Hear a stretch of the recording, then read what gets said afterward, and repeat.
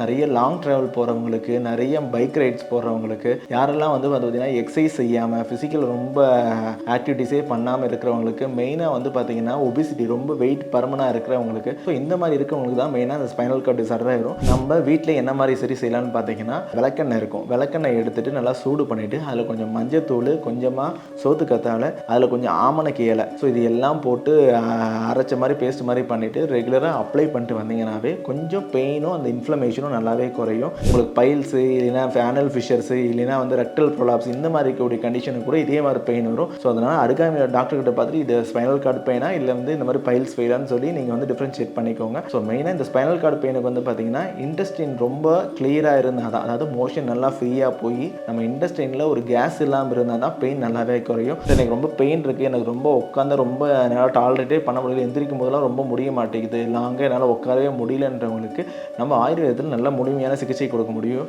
நம்ம ஹாஸ்பிட்டலில் என்ன பண்ணுவோம்னா ஆயுர்வேதா, சித்தா அண்ட் பர்மா இது மூணையும் ஒருங்கிணைந்த சிகிச்சையாக கொடுப்போம். ஏன்னா பர்மாவில் அந்த போனை மேனிப்புலேட் பண்ணி நல்லா ஸ்ட்ரெஸ்ஸை கொஞ்சம் ரிலீஸ் பண்ணி விடுவோம். மெயினாக அந்த இடத்துல வந்து பார்த்தீங்கன்னா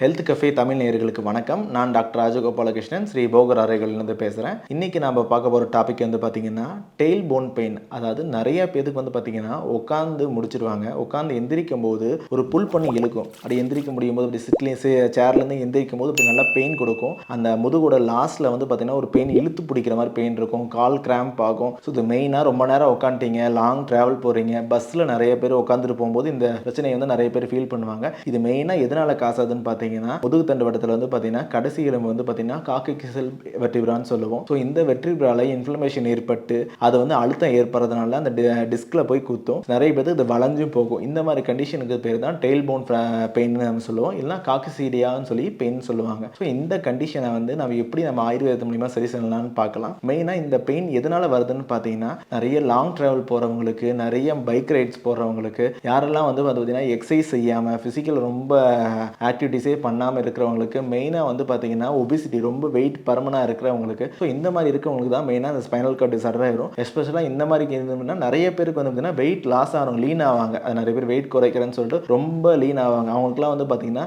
இந்த பின்னாடி இருக்கிற சிட்டிங் மசில்ஸில் இருக்கிற மசில் வேஸ்டிங்லாம் ஆகிட்டு நிறைய பேர் உட்காரும் போது எனக்கு குத்துற மாதிரி பெயின் இருக்குது, உட்கார டிஸ்கம்ஃபர்ட்டாக இருக்குன்னு சொல்லுவாங்க. ஸோ இந்த மாதிரி ரீசனுக்கும் அந்த பெயின் வரும். நிறைய பேருக்கு இன்ஜுரி ஆகும், நிறைய பேர் வலிக்கி விழுவாங்க, பாத்ரூம் வலிக்கிறதாகட்டும், ஏதாவது ஸ்லிப் ஆகிறதோ இந்த மாதிரி வரும்போது சடனாக உட்காந்துருவாங்க. உட்காரும் போது டெயில் போன் வந்து நல்லா சில பேருக்கு கிராக் மாதிரி ஆகலாம், சில பேருக்கு ஃப்ராக்சர் ஆகலாம், சில பேருக்கு அது வளைஞ்சும் போகலாம். ஸோ இந்த மாதிரி கண்டிஷனுக்கு தான் டெயில் போன் பெயின் வரும். நமக்கு வந்து பார்த்தீங்கன்னா காக்கிசீடியல் பெயின் சொல்லுவோம். எம்ஆர்ஐ மூலிமா நம்ம இதை வந்து கண்டுபிடிக்கலாம், இல்லை எக்ஸ்ரே மூலிமா கண்டுபிடிக்கலாம் என்ன மாதிரி இருக்குன்னு சொல்லி பார்க்கலாம். ஸோ இந்த மாதிரி கண்டிஷனுக்கு வந்து பார்த்தீங்கன்னா ஆரம்ப நிலையில் இருக்கும்போது நம்ம வீட்டில் என்ன மாதிரி சரி செய்யலாம்னு பார்த்தீங்கன்னா விளக்கெண்ணெய் இருக்கும். விளக்கெண்ணெய் எடுத்துட்டு நல்லா சூடு பண்ணிவிட்டு அதில் கொஞ்சம் மஞ்சத்தூள், கொஞ்சமாக சோத்துக்கத்தாழை, அதில் கொஞ்சம் ஆமணக்கு இலை, ஸோ இது எல்லாம் போட்டு அரைச்ச மாதிரி பேஸ்ட் மாதிரி பண்ணிவிட்டு ரெகுலராக அப்ளை பண்ணிட்டு வந்தீங்கன்னாவே கொஞ்சம் பெயினும் அந்த இன்ஃப்ளமேஷனும் நல்லாவே குறையும். இது ஆரம்ப நிலையில் இருக்கக்கூடிய பெயின். அதாவது எனக்கு இப்போ தான் பெயின் வர ஆரம்பிச்சிருக்கு சார், உட்கார இடத்துல எனக்கு இந்த பெயின் வருதுன்னு சொல்லி பார்த்தீங்கன்னா இந்த மாதிரி கண்டிஷன் நிறைய பேர் இதே டிஃப்ரென்ஷியேட் பண்ணுவாங்க. நிறைய பேருக்கு வந்து பார்த்தீங்கன்னா உங்களுக்கு பைல்ஸு இல்லைன்னா ஃபேனல் ஃபிஷர்ஸு இல்லைன்னா வந்து ரெக்டல் ப்ரொலாப்ஸ் இந்த மாதிரி இருக்கக்கூடிய கண்டிஷனுக்கு கூட இதே மாதிரி பெயின் வரும். ஸோ அதனால் அருகாமையில் டாக்டர்கிட்ட பார்த்துட்டு இது ஸ்பைனல் கார்டு பெயினா இல்லை வந்து இந்த மாதிரி பைல்ஸ் பெயினான்னு சொல்லி நீங்கள் வந்து டிஃப்ரென்ஷியேட் பண்ணிக்கோங்க. ஸோ மெயினாக இந்த ஸ்பைனல் கார்டு பெயினுக்கு வந்து பார்த்தீங்கன்னா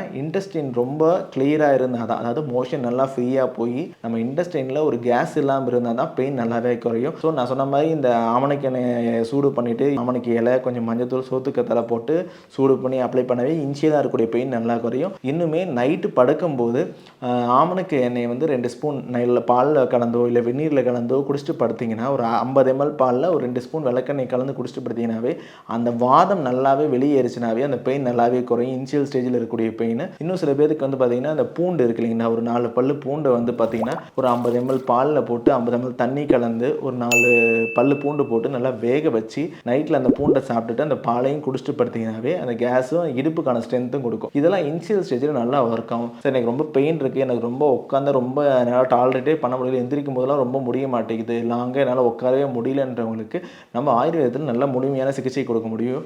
நம்ம ஹாஸ்பிட்டலில் என்ன பண்ணுவோம்னா ஆயுர்வேதா, சித்தா அண்ட் பர்மா இது மூணையும் ஒருங்கிணைந்த சிகிச்சையாக கொடுப்போம். ஏன்னா பர்மாவில் அந்த போனை மேனிப்புலேட் பண்ணி நல்லா ஸ்ட்ரெஸ்ஸை கொஞ்சம் ரிலீஸ் பண்ணி விடுவோம். மெயினாக அந்த இடத்துல வந்து பார்த்தீங்கன்னா ஆயுர்வேதத்தில் கட்டி வஸ்தின்னு சொல்லுவாங்க. இடுப்பை சுற்றி ஒரு பாத்தி மாதிரி கட்டி எண்ணெயை சூடு பண்ணி அதில் வந்து பார்த்தீங்கன்னா தன்வந்திர தைலம், மகாநாராயண தைலம், பிரபஞ்சன விமர்த்தன தைலம், விஷகர்ப தைலம், ஸோ இந்த மாதிரி மூலிகை எண்ணெய்லாம் போட்டு என்ன பண்ணுவோம்னா அந்த இடத்துல ஒரு பாத்தி மாதிரி கட்டி எண்ணெயை தேக்கி வைப்போம். அது பண்ணும்போது என்ன அந்த இன்ஃப்ளமேஷன் நல்லா குறைச்சி விடும். அந்த கம்ப்ரெஷனை கொஞ்சம் கொஞ்சமாக ரிலீஃப் பண்ணும். கூட நம்ம வர்மா ஸ்டிமுலேஷனும் நம்ம கொடுப்போம். அந்த வர்மா தூண்டுதல் முறையுமா அந்த போனை வந்து வளைஞ்சிருக்கக்கூடிய போனை கொஞ்சம் கொஞ்சம் மேனிபுலேட் பண்ணி கொஞ்சமாக ஃப்ரீ பண்ணிவிடுவோம். கூடயே இந்த ட்ரீட்மெண்ட் முடிச்சுட்டு கூட நமக்கு வந்து பார்த்தீங்கன்னா எக்ஸசைஸ் நல்லா சொல்லிக் கொடுப்போம். மெயினாக அதுக்கப்புறமேட்டு இந்த போன் ரொம்ப லீனாக இருக்காங்க, ஸ்ட்ரென்த் கம்மியாக இருக்குன்னா அவங்களுக்கு நவரக்கிளி கொடுப்போம், நவர தாரா கொடுப்போம், அப்புறம் லேப்பம் போடுவோம். ஸோ இந்த மாதிரி தொடர்ச்சியாக ட்ரீட்மெண்ட் பண்ண நல்லா இம்ப்ரூவ்மெண்ட் இருக்கும். ஸோ இந்த பெயினை யாரும் வந்து எனக்கு அப்பப்போ தான் பெயின் வருது விட்டுற வேண்டாம். ஆரம்ப நிலையில் இருக்கும்போது இந்த மாதிரி கண்டிஷன் விளக்கெண்ணெய் சாப்பிட்றது, இந்த மாதிரி எக்ஸ்டர்னலாக அப்ளை பண்ணுறது, இந்த மாதிரி பண்ணிங்கன்னா கொஞ்சம் நல்லா இருக்கும்.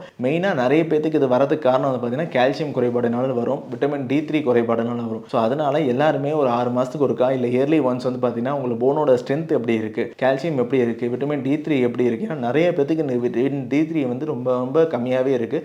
எல்லாருமே சப்ளிமெண்ட் போகிற நிலைமைக்கு தான் இருக்கும். ஸோ அதனால் வெயில் படுற மாதிரி நடக்கிறது, கொஞ்சம் எக்ஸசைஸ் பண்ணுறது, கரெக்டாக இந்த செக் பண்ணிட்டு கால்சியம் விட்டமின்லாம் செக் பண்ணிட்டு கரெக்டான இன்டேக் நிறைய எடுத்துக்கிறது. மெயினாக நான் சொல்கிற உணவுகளை தவிர்த்திங்கனாவே இந்த பெயினை நல்லாவே குறைக்கலாம். மெயினாக துவரம்பருப்பு சாம்பார், கிழங்கு ஐட்டமு, தயிர், வாழைக்காய், ஊறுகாய், புளிச்ச உணவுகளை ரொம்ப ரொம்ப கம்மி பண்ணுங்க. அதாவது இட்லி தோசைன்னு ரெகுலராக சாப்பிட வேணாம். ஸோ இந்த மாதிரி தவிர்த்திங்கன்னா நல்லா இருக்கும். மெயினாக கீரை சம்மந்தப்பட்ட உணவுகள் நிறைய சேர்த்திக்கோங்க. அதாவது முருங்கீரை வந்து சூப் வச்சு குடிச்சாலும் அவ்வளோ நல்லா இருக்கும். சில கால்சியம் கம்மியாக இருந்தால் அமுக்குரா டேப்லெட்ஸ் எடுத்துக்கலாம், இல்லை பிரண்டை நிறைய சேர்த்திக்கலாம், இல்லைன்னா சப்ளிமெண்ட்டாகவே விட்டமின் D3 சப்ளிமெண்ட்டாகவே நிறைய பேர் எடுத்துக்கலாம். ஸோ இதெல்லாம் செக் பண்ணிட்டு பார்த்துட்டு அதை ரூல் அவுட் பண்ணிங்கனாவே முழுமையாக அதிலிருந்து விடைபெறலாம். ஏதாவது சந்தேகம் இருந்துச்சுன்னா கீழே இருக்க நம்பருக்கு கான்டாக்ட் பண்ணி கேளுங்க. நன்றி, வணக்கம். இந்த வீடியோ உங்களுக்கு பிடிச்சிருந்தா லைக் பண்ணுங்க, ஷேர் பண்ணுங்க, கமெண்ட் பண்ணுங்க. மறக்காம ஹெல்த் கஃபே தமிழ் சேனலை சப்ஸ்கிரைப் பண்ணிட்டு பெல் பட்டனை கிளிக் பண்ணிடுங்க.